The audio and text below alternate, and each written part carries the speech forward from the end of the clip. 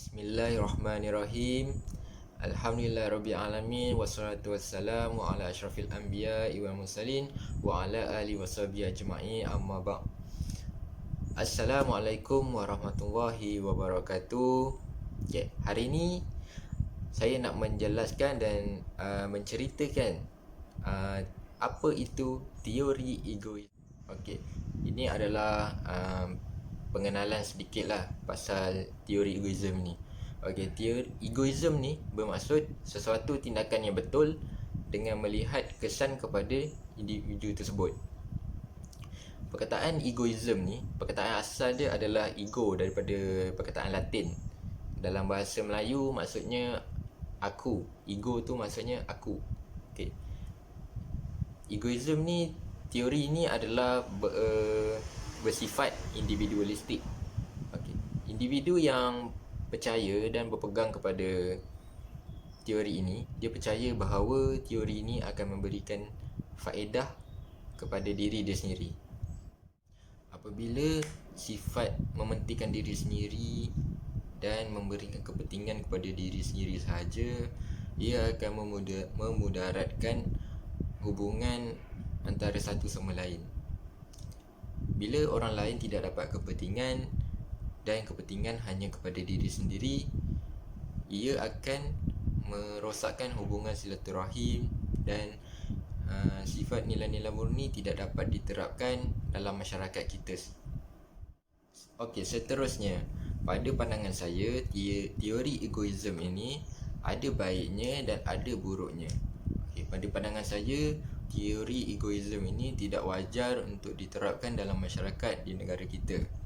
Okey, sebab yang pertama, dia adalah dapat melahirkan individu yang bersifat mementingkan diri sendiri. Oleh sebab itu, teori egoisme ni adalah bersifat individualistik. Okay. Sebab yang kedua, teori egoisme ini tidak mementingkan nilai-nilai murni, contohnya sifat bekerjasama, tolong-menolong. Teori egoisme ini lebih mengutamakan kepentingan kepada diri sendiri. Teori egoisme ni ada baiknya juga, tapi baiknya tu hanya kepada diri kita sendiri. Okey, sebab yang pertama, egoisme ni dapat membantu mencapai satu pencapaian diri sendiri. Okay. Contohnya kita ada target dan kita usaha dan kita mencapai target tersebut tanpa bantuan orang lain. Okay. Automatik kita akan berasa kepuasan dalam mencapai satu target itu dengan berasa puas dan berasa bersyukur kerana kita mencapai satu pencapaian tu tadi tanpa bantuan orang lain. Okey. Dengan cara itu, kita juga dapat meningkatkan keyakinan diri kita dalam mencapai satu pencapaian yang akan datang. Okay. Secara keseluruhannya, pada pandangan saya, teori egoisme ini tidak perlu diterapkan dalam masyarakat di negara kita. Kerana kita sudah tahu bahawa Malaysia adalah salah sebuah negara yang menerapkan nilai-nilai murni. Contohnya macam bekerjasama, tolong-menolong, pemurah, banyak lagi nilai-nilai murni yang baik yang kita boleh pelajari. Tapi teori egoisme ni, apa yang saya lihat, dia wujud untuk kepentingan diri kita sendiri. Jadi bagi pandangan saya, teori egoisme ni tidak wajar untuk kita menerapkan dalam masyarakat kita, kerana ia adalah lebih mendatangkan keburukan daripada kebaikan. Apa yang baik kita belajar dan apa yang buruk kita teladani. Okey. Teori egoisme ini diasaskan oleh Friedrich Wilhelm Nietzsche. Beliau ni dilahirkan di Saksoni Prussia. Beliau dilahirkan pada 15 Oktober tahun 1844 dan beliau meninggal dunia pada tarikh 25 Oktober 1900. Beliau ni berpegang kuat kepada teori egoisme ini. Beliau berdasarkan konsep mementingkan diri sendiri dan bersifat individual. Sebenarnya teori egoism ni telah mendapat banyak kritikan daripada ahli falsafah lain. Contohnya John Stuart Mill, iaitu ahli falsafah utilitarian.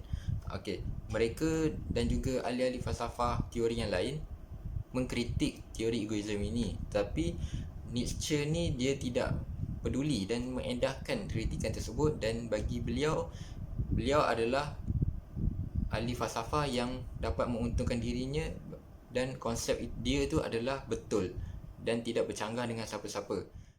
Pada zaman dulu ada timbul satu isu berkaitan dengan ubat-ubatan yang digunakan melalui penggunaan haiwan. Nietzsche ni menyokong saintis tersebut yang membuat ubat menggunakan haiwan, kerana menggunakan haiwan adalah lebih menguntungkan dan lebih mendatangkan hasil yang lumayan. Disebabkan itu Nietzsche menyokong saintis tersebut untuk meneruskan untuk menggunakan haiwan. Bagi Nietzsche, konsep dia adalah mementingkan diri sendiri, dan apa-apa perkara yang mendatangkan keuntungan untuk dirinya dan mendatangkan faedah adalah perkara yang baik. Terdapat haiwan yang dia gunakan, contohnya seperti tikus, anjing, monyet, arnab. Itu adalah contoh-contoh haiwan yang menggunakan sebagai ubat-ubatan. Terdapat juga ahli-ahli falsafah yang lain mengkritik hebat dengan Nietzsche yang menyokong saintis tersebut, sedangkan ahli-ahli falsafah yang lain tidak menyokong. Dan bagi Nietzsche tidak mengindahkan dan tidak mempedulikan ahli-ahli falsafah tersebut, dan pendirian dia adalah menyokong untuk menggunakan haiwan sebagai menjadi ubat-ubatan. Terdapat dua kategori teori egoism. Yang pertama adalah teori secara psikologikal, dan yang kedua adalah teori secara etikal. Teori egoism secara psikologi ini berpandangan bahawa setiap manusia didorong oleh tindakan untuk kepentingan diri, dan juga melakukan perkara-perkara yang berfaedah dan mementingkan diri sendiri itu adalah perkara yang baik. Teori ini juga berpandangan bahawa semua manusia melakukan perkara-perkara yang dapat memuaskan hati mereka dan juga dapat memberi faedah kepada dirinya sendiri. Bagi mereka, jika seseorang itu membantu ataupun menyelamatkan orang lain, bagi mereka itu adalah perkara yang untuk mereka mempromosikan dirinya sahaja. Selain itu, egoism secara psikologi ini menolak nilai-nilai murni, contohnya seperti bersikap jujur, tolong-menolong. Kategori yang kedua adalah egoism secara etikal. Secara etikal ni bermaksud teori ini boleh mempertimbangkan untuk membantu orang lain ataupun mendapatkan bantuan orang lain dengan cara mendapat ganjaran dan juga memberikan faedah kepada mereka. Sebagai contoh, untuk menyelamatkan orang yang lemas. Untuk menyelamatkan orang yang lemas, teori ini, orang yang berpegang pada teori ini boleh membantu mangsa yang lemas dengan cara memberi ganjaran kepada mereka.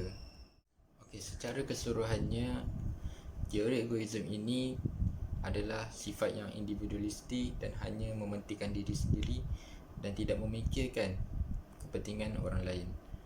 Bagi pandangan saya, teori ini dan juga sifat ini tidak boleh diterapkan dalam kalangan masyarakat kita, dan semua pihak perlu memainkan peranan seperti di sekolah maupun di tempat-tempat awam.